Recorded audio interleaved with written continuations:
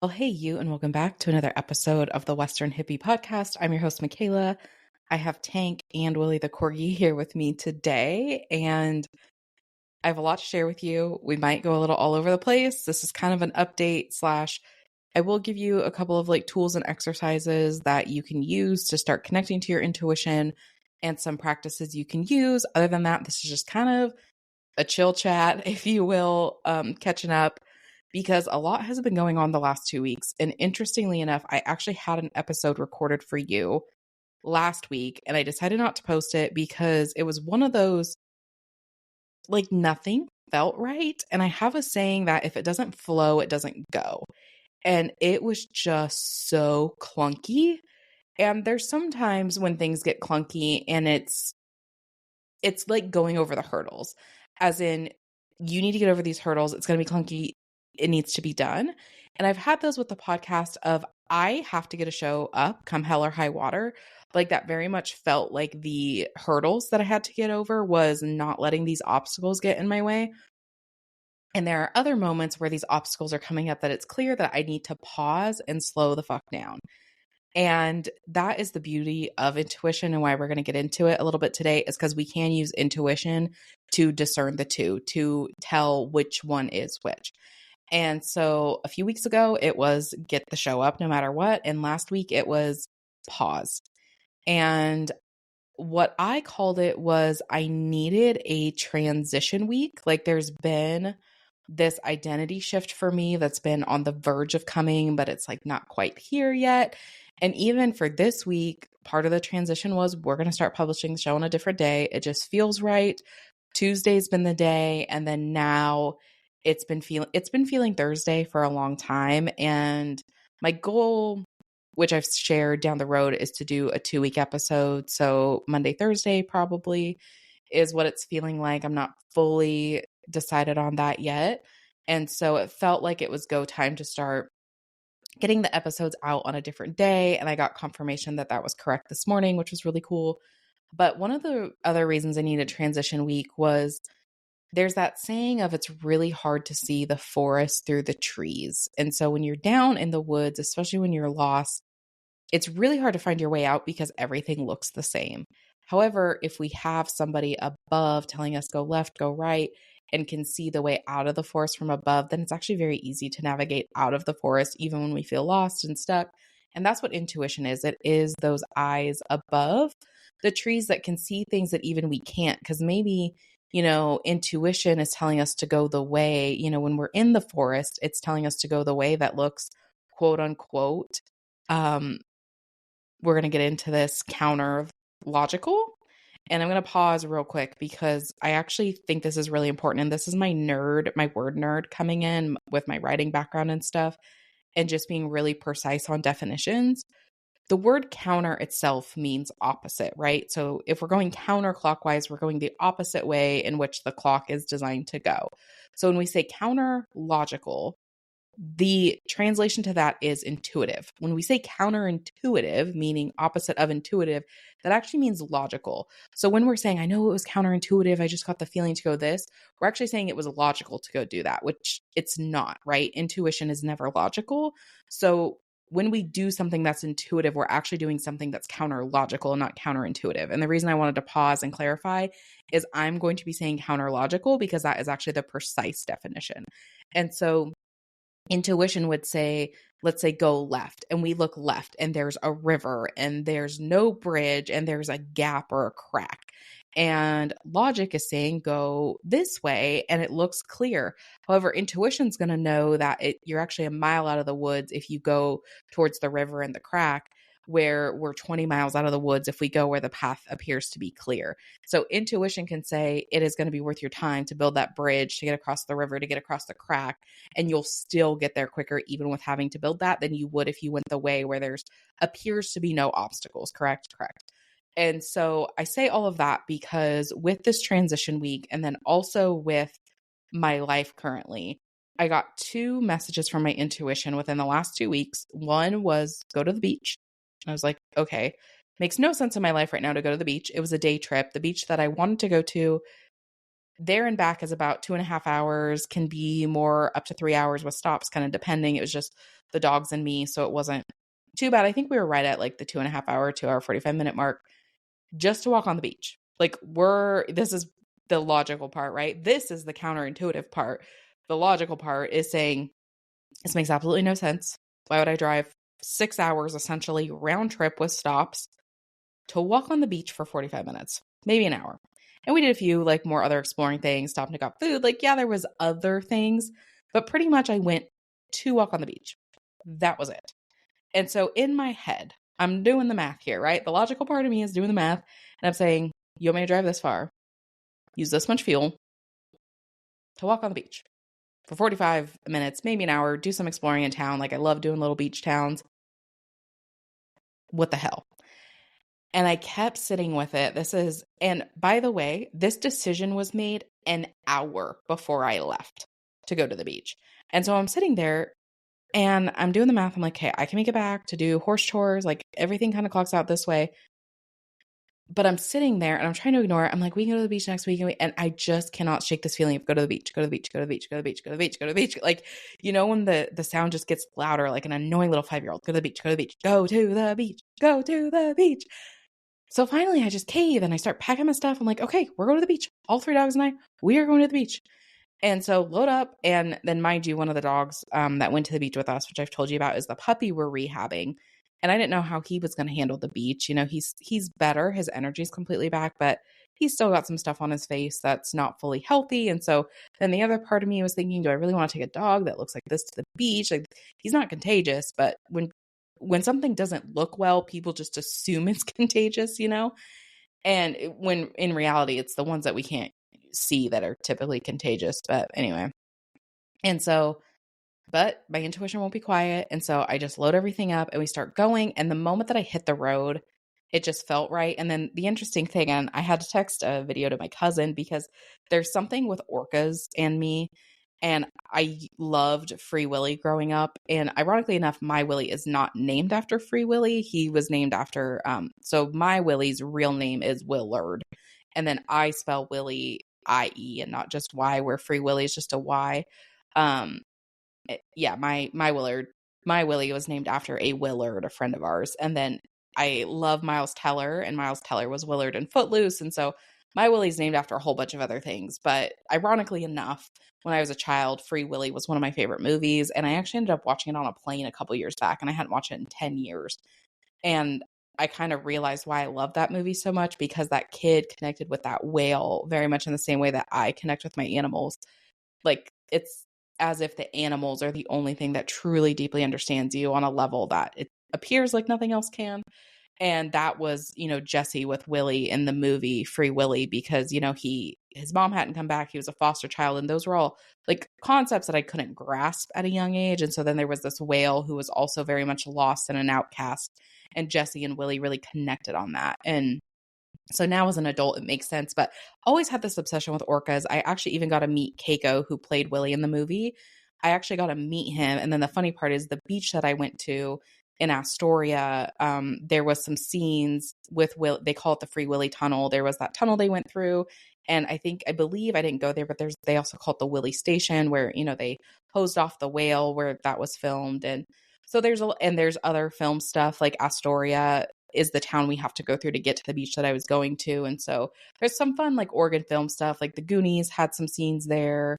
Kindergarten Cop had some scenes there. Like it's just a really fun vibe, especially with my film school background.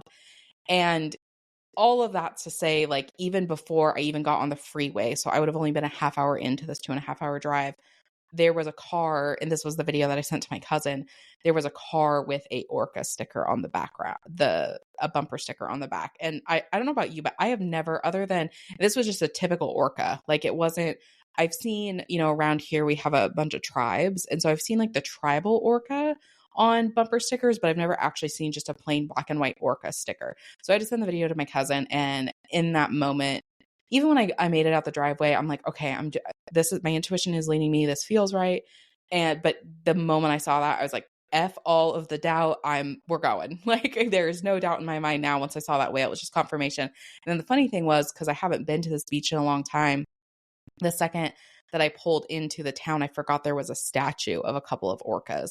So even that for me was very, and by the way, this is something you can ask your higher self, is for visual signs, especially as we are tapping into our intuition.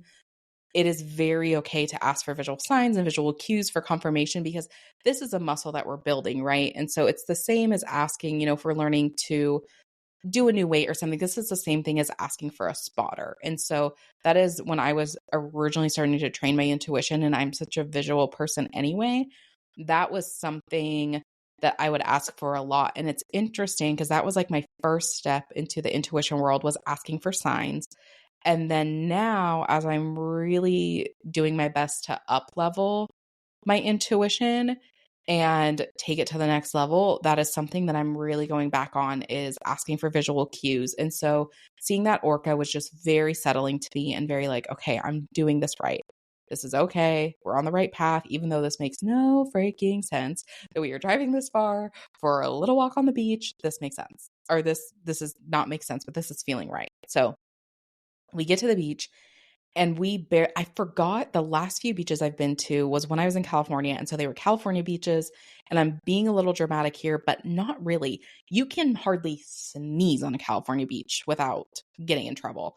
So I forgot that the beach that we were going to, which was Long Beach, Washington, I forgot that they can drive on the beach. So I get there and I actually kind of panicked a little bit, because the corgis are pretty good. I do have like training collars on them, just kind of as a security blanket, because Willie's really good. Tank gets wild hairs up Tank's ass all the time. And I never know what Tank is going to do once he gets those wild hairs, meaning Tank could just go on a little adventure and just be like, I'll see you back at the truck.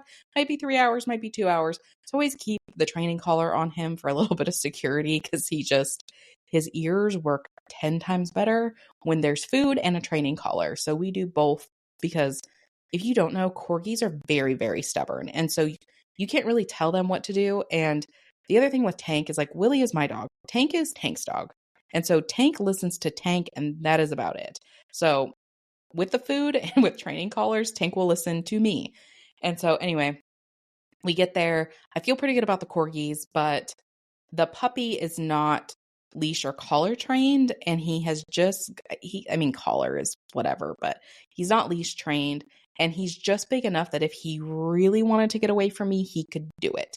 And I forgot about the whole driving scenario. I didn't think he would try to get away from us, because, he's pretty attached to our families, and he's pretty attached to the dogs. I'm like, but it's enough that, and the people were driving fast enough, I was tense. And so I walked up the beach, like where none of the cars were driving. And then there was the spot a bit down the beach where there was really no cars. And so that was kind of the plan I made, was, okay, let's walk up here and then we'll cut down there where there's no cars. And I pretty much carried the puppy and then would put him down. And we did attempt the leash, which helped. He didn't love it, but it helped. But the moment that, I don't know why it's so important for me to give you like the whole visual, but like just kind of thinking of almost like an H, but an H that where the line between the two like sides of the H would curve. And so we're kind of like curving back down to the water line. I mean, because it's kind of what it felt like. If you think of where all the grass and stuff is as one side of the H, and the ocean is the other side of the H, and then us and the dogs just kind of curving to like connect the two sides, we like just walked down. And the moment that I got down to that part of the water, I did not realize how much pressure had been sitting on my chest. And I just felt like I breathed for the first time and I don't know how long, maybe weeks, maybe months. And it was just like, whew. And in that moment, I was like, that's why we had to come here, was because I just needed to breathe. And, I was really good about turning off my phone. And I'm like, I can take one day off. I am not answering any calls. I am not answering like anything. And so, it was really good. Even I took some pictures, but with kind of which was like a blessing in disguise, with all the things with people being able to drive on the beach and stuff. I really put my phone away, which again, with like intuition telling me to go to like Long Beach over, the other one I was debating was like Manzanita or Cannon Beach. I don't believe either one of those beaches can be driven on. So even just with telling me to go to that beach, made me be more present, because I was having to be aware of the dogs. And so even that with intuition, knowing the better route, it was like, okay, this is good. And it was kind of funny, even pulling into Astoria, which is so you can go to the Oregon Film Museum in Astoria, and that's where the jail that the Goonies was in. They have the little like Jeep Cherokee with like the bullet holes out front. That was where like the guy pretended to unalive himself to escape prison. And they have other little fun things because it's a museum. So they have other little fun Oregon film, like things that were filmed in Oregon in there. And so if you go into Astoria, that was like the funny thing was there was a bunch of cop cars just going wild. I'm like, man, I feel like I'm right in the scene of the Goonies. And the other cool thing was we got to the puppy started whining when we pulled into Astoria, and he did really good because by the time we hit Astoria from where I live, that's about 2 hours of the stretch, maybe a little more. And the puppy, so I was surprised the puppy made it that far because he was whining. So I figured he had to go to the bathroom. And where we pulled in to go to the bathroom, there was a bunch of seals out on like the barge for the Columbia River. So we even got to see the seals, which was super cool and not something I've really got to see a ton. And again, with, talking, I really love animals of all kind. There's very few like species of animals that I'm not a fan of. Mammals are definitely my favorite of like, I think orcas are technically mammals, aren't they? Because they birth and nurse their young, if I'm correct. Because even sea life, I tend to like mammals better. Like I'm not really a fish person, but I love whales. I'm pretty sure sea lions and walrus. Now I'm like, second guessing myself. I'll have to look this up afterwards. And so even getting to see that was super cool. And yeah, but it was the least logical thing to do. And the interesting thing was on my way back, like even going there, I've really got to work on my mindset. And for me, drives are very, I get a lot of clarity even on drives. So even having that long of a drive, I really got to see some of the mindset stuff that was holding me back. And there have been some things like on my branding and on my business, I've been so confused by. I got all of the answers on that drive. And so what's crazy is I've been spinning my wheels about this for months at this point on how to like fix these things in my branding and in my messaging and in my business. And in that little 6-hour journey, plus the few hours we were at the beach and doing stuff, got my answers all right there. Again, counter logical, but very intuitive. Or wait, very counterintuitive, but now I'm confusing myself. Great. So going to all of that was very counter logical. Yes, I said it right. There we go. Very counter logical, meaning that was not the logical thing to do. It was the intuitive thing to do. The things I've been spinning my wheels at for months got solved in one day because I went to the beach. So I would have thought that was a complete waste of time. And yet it was the thing that got me to my destination the quickest, like building the bridge to go over the water, building the bridge to go over the crack in the earth, whatever, going back to that metaphor. And so that really helped me.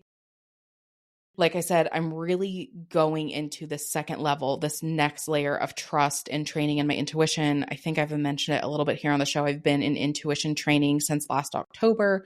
And so I've done the trauma trainings. This is more specific of how to really fine tune and use my intuition to the most of its capabilities. And so that really boosted my confidence. And okay, the more we do this stuff, like there's a term in business I love called return on investment. And so let's say you're wanting to spend $100 on something and you're struggling with, is this $100 well spent? Well, if I spend this $100 and I know I'm going to make this $100 back in a week, I'm going to actually make $200 from this investment in 2 weeks. And over the life of this investment, the potential is to my return on investment is tenfold or 20-fold or whatever. Okay, well then it's a no-brainer to spend the $100 because I know my return on investment is 10x, 20x, 30x, whatever. However, if I spend this $100 and it's going to cost me 50 to spend the $100, my return on investment is actually negative. And so I know not to spend the $100. And that can be looked at very like literally dollars, right? Like I'm going to spend $100, it's going to cost me 50, or I'm going to spend $100, it's going to make me 1,000 or 2,000. It can be very much that, or it can be very much, I'm going to spend this $100. It's actually going to cost me 50. Like this is ridiculous, but arcades are very much that way. I'm going to spend $100. all the knickknacks I'm going to get from my tickets at the end are maybe going to be worth $20, maybe going to be worth $50. But the joy that I'm going to get by playing these stupid arcade games, this is a real life example for me, by the way, if you can't tell. But the joy that I am going to get is going to be worth $1,000. So then I would still spend the $100 on these tokens or, whatever. So it can be physical dollars for return on investment, or it could just be like emotional return on investment as well. And so for me, the return on investment that I got from going on that little beach trip was so high, it became a no-brainer to start doing these things. So go back to last week, and I've got this kind of newfound trust in my intuition, this newfound trust in doing the counter logical thing. And I keep trying to record this podcast, and I'm hitting a wall and I'm hitting a wall and I'm hitting a wall. And I get the feeling like I need a transition week. And I was like, okay, perfect. One of the things that I channeled actually while I was at the beach was actually the idea of starting a new show and different, like making the Western Hippie just healing on horses and dogs, and then doing more of the human healing on this other show. Still working on like when it's time to go on that. And so I was sitting with it and again kept kind of running into this issue and was like, I need to take a break. I need to take a rest. I need to just really think about, is this the right thing to do for the show? Is it the right thing to just make Western Hippie about animal healing for dogs and horses specifically? Because I don't really get into healing with other animals, mainly because I don't have other animals. If I do get well, we have a goat, but like the things that I've done on the goat, anyway, that's another side tangent for another day. And do I, segue off and start this show? And then also I'm at the point where I'm making pivots in my career. So then do I need to kind of stay on this track a little while longer? Do I need to, I had all these questions and I'm like, I need a transition week. Okay, perfect. And checked in with my intuition. It felt right. And because I had this newfound trust because of that beach trip, felt really good about it, because in the past I would have really beat myself up of, I can't believe you're taking a week off. You made a promise to yourself to publish an episode every week. And really what I have found, when they talk about like, if you make a commitment for yourself, you post 10 times a day, you publish a podcast 3 times a whatever the lingo is. What I've really learned in the last 6 months since taking those intuition classes, the commitment just actually needs to be to our intuition. So if intuition tells us not to publish an episode or make a post or whatever, like that's the commitment we need to make, is to our intuition and not to the actual thing itself. Because really what we want to do is commit to ourselves. And sometimes the commitment to self means taking a rest, right? And so just putting that in there. And so I take a week off, and to my surprise, I get the most download. And I got Buzzsprout is the podcasting software I use. And Buzzsprout sends like a little update every week of your downloads last week. Biggest downloads I've ever had in a single week since starting this show. And I took a week off. I did not post an episode. And what was interesting is there was one episode I was really proud of, actually. And when I published it, I kind of felt intuitively, I think this show's going to do really well.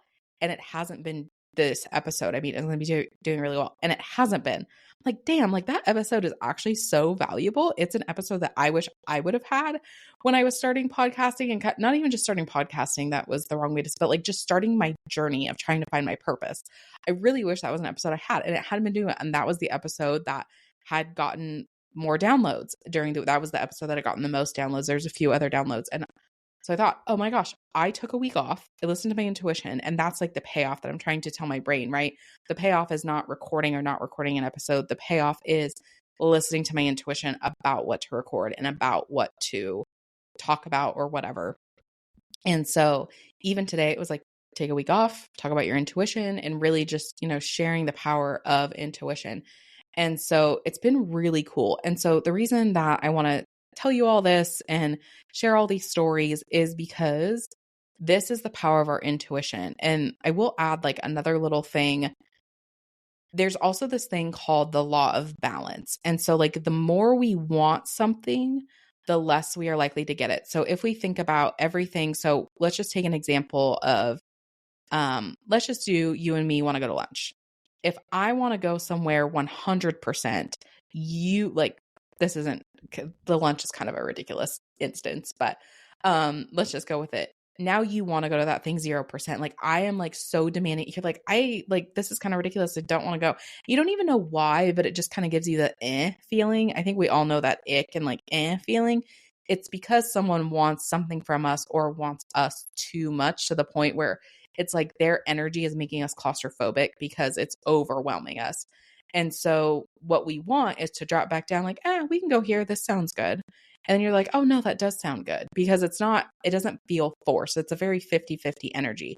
So if we want something, the more we want it, the less that it wants us. And so if we want something at 100, we actually want to back that down to at least 50, if not down to 0 if we can, because then that's going to make that thing energetically chase us. And so if we want money, we want to take it off the pedestal. If we want the job, we want to take it off the pedestal because we want to make it want us. And so energetically, we're trying to pull our energy back so it will come and get us. And so interestingly enough, that was what these little breaks and this trip to the beach was doing for me. It was activating the universal law of balance of I wanted these answers so much, so I wasn't getting them. I wanted this episode to do so well, so it wasn't doing well because my energy was too much and wanting it to be a certain way. And so when I took it back and was like, F it, that was when those things got better. And so interestingly enough, I have been wanting something for my thyroid and then also something for Willie's thyroid. And I've been like spinning my wheels about it. Like, I want this. I want like, it could be this and it could be that. I've been chat GPTing this. I've been researching this and just And you can hear Tank in the background right now. And I finally was like, F it. The answer will come. I will find it. Literally that night, I got an answer about trying iodine. And I've been on iodine. Willie's been on iodine for a week. His energy is way better. And I haven't been having cold feet at night. So we got 3 wins for intuition. And again, I just want to tell you all of this stuff because to encourage you to try this counter logical way of life, because just like me, maybe you will find that it will take you the shorter distance, even when our logical brain is trying to do what makes sense. Because often, and I was thinking about this, my logical brain has done some damage. My intuition has never steered me wrong. But a lot of times, and I actually just posted a TikTok about this, of we hear the message of let go, let go, let go. And why that doesn't work is because that's actually not how the subconscious brain works, because it's holding on to something for a reason. And a lot of times that reason is control because we don't have trust. And so when we do these little exercises, it's going to start building trust. And the more that we build trust, the side effect of building this trust is, ironically enough, it is going to be letting go of control. But we don't want to let go of control. We actually just we want to neutralize it. It's neither good nor bad, and start building this trust and letting go just be the side effect instead of the goal, if that makes sense. And so I wanted to share all this with you to just start like, how can you start applying this in your own life? Is there a little ping? Is there a little nudge that you've been getting? And you're just sitting there and like, this makes no sense. This absolutely makes no sense. Try it. Try it this week. Just try that little ping you've been getting of, I feel like I need to do this, or I feel like I need to do that.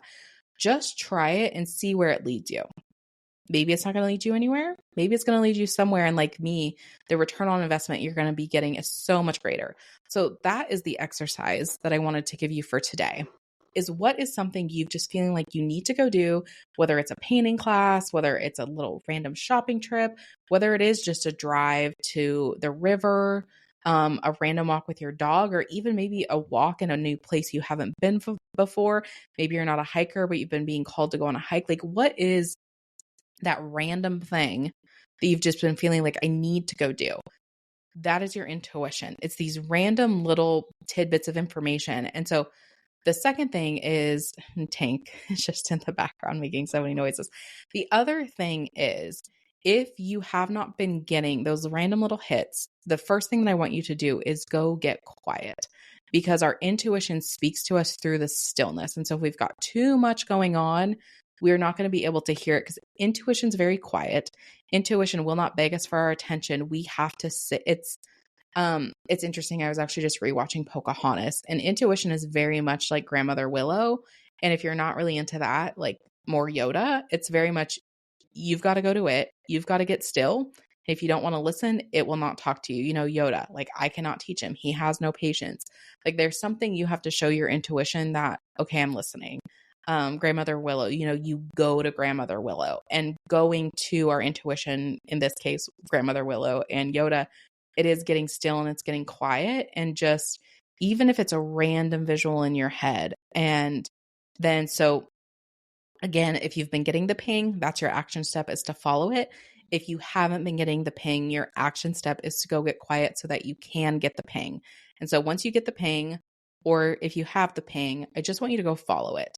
And if it's something that maybe like feels out of reach, so with the dogs and a few other things I've got going on, going to the beach and spending the night was not, that was the ideal situation, but it wasn't the situation that was going to happen that week. So the ideal situation was making that drive and just doing what I could for the day. So like if it's not in the budget to do what your intuition's telling you to do, just do the next best thing, write a good, better, best scenario and just be okay with meeting yourself where you're at. Because the cool thing about intuition is intuition treats us like we are the kid learning how to walk. So whether we take one step and fall down, 10 steps and fall down, or we just stand up to fall down, we are getting celebrated all along the way, because the celebration is the fact that we got quiet, we listened, and we made the attempt to do it in the best way that we can. So if your intuition, will just use the beach example, saying the ideal situation is for you to go to the beach and spend 3 nights. Okay, can't do 3 nights, let's do 2. Can't do 2 nights, let's do 1. Or it's actually just not in the budget. It's a little bit of a long day, but you know what? I'm up for it. Let's do the long day. Or maybe you live somewhere it's nice and you can do more of a camping situation. Like, just do the best that you can with where you're at and with what you have. That is really all that I have for today. Thank you so much for listening to this episode of the Western Hippie podcast. I'm really thankful for you.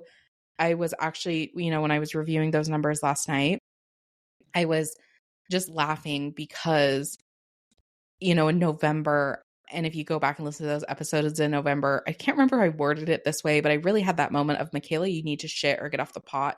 It's something my dad says of basically like, finish what you're doing or go do something else, And so I had that moment of, I either need to go all in on this podcast and take it more seriously, or I need to quit.